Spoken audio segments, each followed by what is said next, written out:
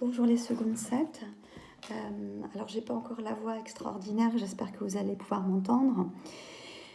Alors aujourd'hui au programme, on va corriger la fiche sur la préface de Ruy Blas que je vous avais demandé de faire. Il y en a un certain nombre d'entre vous qui ont 0, qui ne m'ont rien rendu, qui ne m'ont rien envoyé. Je suis désolée, mais ça fait 1 semaine que je vous ai demandé de faire ce travail, donc il y a un moment, c'est stop quoi. Les 2 derniers qui m'ont envoyé les 3 derniers qui m'ont envoyé leur travail, donc juste à temps, Riles et Riyad. Riles a eu 15,5 et Riyad 21,5 sur 22. Edwin qui me l'avait envoyé aujourd'hui avec un jour de retard, je vous ai compté 3 points de pénalité, donc vous avez 8,75 sur 22. Voilà, donc je procède à la correction de ce travail. Pour le tableau, alors je vais le prendre par colonne. Les femmes, elles attendent du drame la passion et les émotions. La forme de plaisir qu'elles prennent, c'est le plaisir du cœur. Le genre de théâtre qu'elles aiment, c'est la tragédie. Et le but, pour elles, c'est d'être émues. Pour les penseurs, ils attendent du drame des caractères et des méditations. Ce sont les plaisirs de l'esprit. Le genre, c'est la comédie. Et leur but, c'est d'être enseignés. Ensuite, la foule attend l'action et les sensations. C'est le plaisir des yeux. Le genre de théâtre, c'est le mélodrame. Et son but, c'est d'être amusé. Ce grand 1 comptait sur 7,5. La définition du drame, selon Victor Hugo, elle est très simple. C'est l'union de la tragédie pour la peinture des passions et de la comédie pour la peinture des caractères. Donc vraiment, c'est la réunion de la tragédie et de la comédie. Ensuite, grande 3, le premier aspect de cette préface, la philosophie de l'histoire. Alors, il y a effectivement dans Ruy Blas une peinture de la dissolution de la monarchie. Certains nobles vont chercher à s'enrichir à tout prix et d'autres vont chercher à dépenser à tout prix et ça va être la ruine pour eux. Hugo semble préférer ceux qui dépensent car ils sont moins néfastes à l'État et contribuent moins à sa dissolution. Ce sont en fait des natures finalement trop généreuses.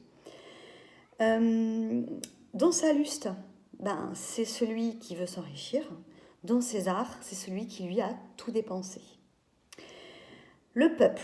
Alors le peuple, comme le dit Victor Hugo dans sa préface, c'est quelque chose de grand, de sombre et d'inconnu qui remue dans l'ombre. Le peuple a l'avenir devant lui. Il est pauvre mais intelligent. Il est fort, vertueux. Il veut grandir en puissance et en légitimité. Le peuple dans la pièce est représenté par le personnage de Ruy Blas. La reine, ses caractéristiques. La reine, elle occupe une position surplombante. Ça veut dire qu'elle est au-dessus de tout ça. C'est une pure et lumineuse créature. Elle est malheureuse et elle a pitié du peuple qu'elle voit s'agiter sous elle.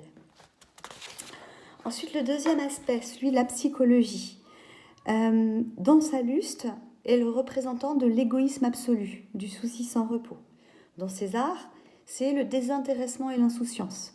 Donc on voit que Don Salluste et Don César, qui sont cousins, en fait, sont 2 personnages composés par antithèse. Ruy Blas, c'est le génie et la passion, mais étouffés et cherchant à s'élever plus haut. Et la reine, c'est la vertu minée par l'ennui. Dans le simple troisième aspect, la littérature, Don Salluste, il représente le genre du drame, qui plaît à la foule. Don César, le genre de la comédie, qui plaît aux penseurs. Et Ruy Blas représente le genre de la tragédie, qui plaît aux femmes. Le but de Victor Hugo, finalement, c'est de réunir tous ces aspects dans la pièce. Avoir des moments comiques, avoir des moments tragiques, avoir des moments un peu mélodramatiques. Comparaison entre Hernani et Ruy Blas, en particulier sur le plan historique. Alors, les 2 œuvres de Hugo, elles encadrent 2 siècles de l'Espagne. L'empereur Charles Quint est né en 1500 et Charles II, son descendant, meurt en 1700. Entre ces 2 grandes figures de Charles Quint et de Charles II, l'Espagne a resplendi, puis elle s'est affaiblie.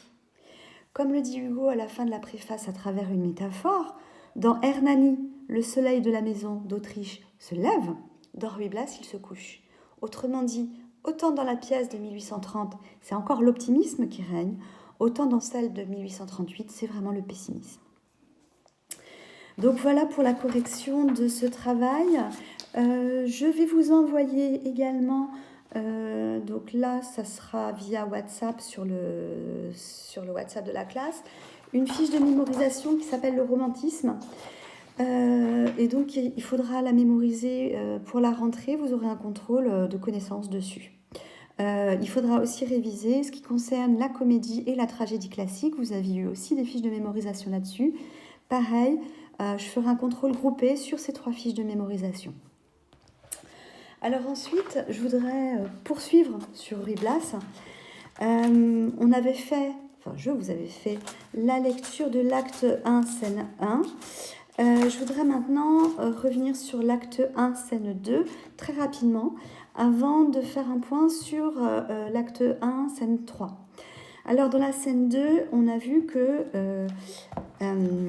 si vous l'avez lu au moins, ou si vous l'avez vu, comme je vous l'ai recommandé dans la vidéo YouTube, vous avez donc un dialogue dans cette scène 2 entre Don Salluste et Don César.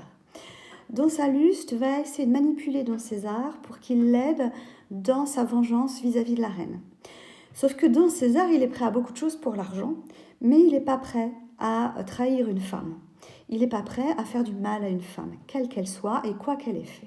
Donc, il va refuser l'argent de Don Salluste, et Don Salluste va le considérer donc comme un danger, comme un potentiel danger pour lui, et donc il va le faire arrêter par des spadassins, des hommes d'épée, des gardes, et il va le faire exiler le plus loin possible.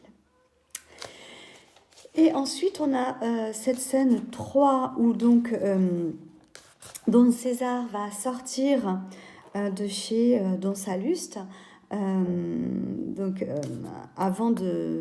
juste avant de se faire arrêter. Donc Don Salluste sort par la petite porte de gauche. Ruy Blas, lui, il entre et il se retrouve donc en tête à tête avec Don César, qu'il ne connaît pas comme étant Don César, mais comme étant le bandit Zafari.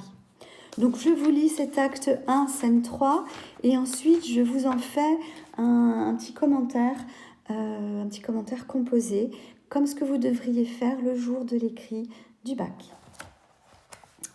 Sachant que le jour de l'écrit du bac, ce serait sans doute beaucoup plus court le texte que vous auriez à étudier.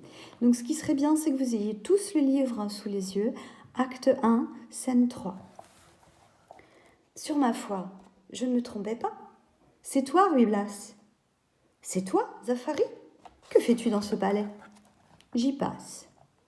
Mais je m'en vais. Je suis oiseau, j'aime l'espace.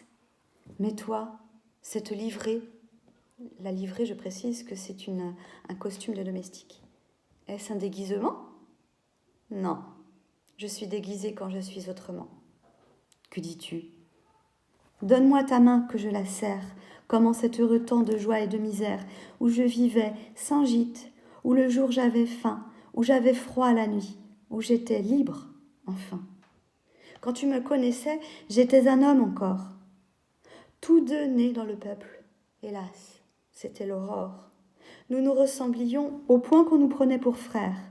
Nous chantions dès l'heure où l'aube naît, et le soir devant Dieu, notre Père et notre Hôte, sous le ciel étoilé, nous dormions côte à côte. Oui, nous partagions tout. Puis enfin arriva l'heure triste, où chacun de son côté s'en va. Je te retrouve, après 4 ans, toujours le même, joyeux comme un enfant, libre comme un bohème, toujours ce Zafari, riche en sa pauvreté, qui n'a rien eu jamais et n'a rien souhaité. Mais moi, quel changement! Frère, que te dirais-je? Orphelin, par pitié nourri dans un collège de science et d'orgueil, de moi, triste faveur. Au lieu d'un ouvrier, on a fait un rêveur. Tu sais, tu m'as connu. Je jetais mes pensées et mes vœux vers le ciel en strophes insensées. J'opposais sans raison à ton rire moqueur. J'avais je ne sais quelle ambition au cœur. À quoi bon travailler? Vers un but invisible, je marchais, je croyais tout réel, tout possible, j'espérais tout du sort. Et puis je suis de ceux qui passent tout un jour, pensifs et paresseux, devant quelques palais regorgeant de richesses, à regarder entrer et sortir des duchesses. Si bien qu'un jour, mourant de faim sur le pavé, j'ai ramassé du pain, frère, où j'en ai trouvé. dans la fainéantise et dans l'ignominie. Oh, quand j'avais 20 ans, crédule à mon génie, je me perdais, marchant pieds nus dans les chemins, en méditation sur le sort des humains. J'avais bâti des plans, surtout une montagne de projets. Je plaignais le malheur de l'Espagne. Je croyais, pauvre esprit, qu'au monde je manquais. Ami, le résultat, tu le vois, un laquais. Oui, je le sais, la fin est une porte basse, et par nécessité, lorsqu'il faut qu'il y passe, le plus grand est celui qui se courbe le plus. Mais le sort a toujours son flux et son reflux. Espère. Le marquis de Finlas est mon maître. Je le connais. Tu vis dans ce palais, peut-être ? Non. Avant ce matin et jusqu'à ce moment, je n'en avais jamais passé le seuil. Vraiment ? Ton maître, cependant, pour sa charge y demeure ? Oui, car la cour le fait demander à toute heure. Mais il a quelque part un logis inconnu, où jamais en plein jour... Pardon, excusez-moi juste une seconde.